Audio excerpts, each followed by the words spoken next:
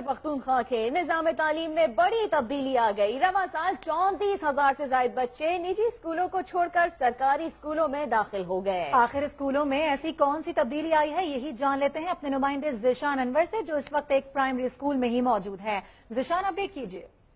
خیبر پختونخوا کے نظام تعلیم میں تبدیلی کی لہر چلی ہے، اور یہ تبدیلی کی لہر ایسی ہے کہ 34,000 سے زائد طلبہ رواں سال جو پرائیویٹ اسکول ہیں اس سے سرکاری اسکول میں ان کی انرولمنٹ ہوئی ہے۔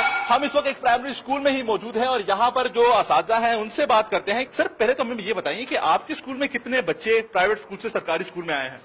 ہمارے سرکاری اسکول میں اس دفعہ ماشاءاللہ تعداد بہت زیادہ ہو چکی ہے، تقریباً 44 طلباء آ چکے اس سال میں، اور مزید بھی اس کے بارے میں کوشش جاری ہے۔ اس سال تو بہت زیادہ ہو گئی، پچھلے سالوں میں آتے تھے لیکن تھوڑے بہت 12، 13، 15 اس طرح آتے تھے۔ یہاں پر اگر دیکھا جائے تو ہم تھوڑا سا بچوں سے بھی بات کرتے ہیں جو پرائیویٹ اسکول سے سرکاری اسکول میں یہاں پر آئے ہیں، ان سے پوچھتے ہیں ان کا نیا اسکول کیسا ہے۔ بیٹا مجھے یہ بتاؤ کہ آپ کا پرانا اسکول اچھا تھا کہ نیا اسکول؟ نیا۔ اچھا، تو اس نئے اسکول میں کیا اچھی بات ہے؟ پریڈ گراؤنڈ بھی ہے، یہاں کھیلنے کی جگہ بھی ہے۔ جی بالکل، جیسا کہ آپ نے سنا کہ ان کے لیے یہاں پلے گراؤنڈ بھی ہے اور ٹیچرز بھی کافی اچھی طریقے سے پڑھاتے ہیں اور نئے دوست بھی بن چکے ہیں۔ بالکل، یہ خیبر پختونخوا میں ایک بڑی تبدیلی آئی ہے۔ جی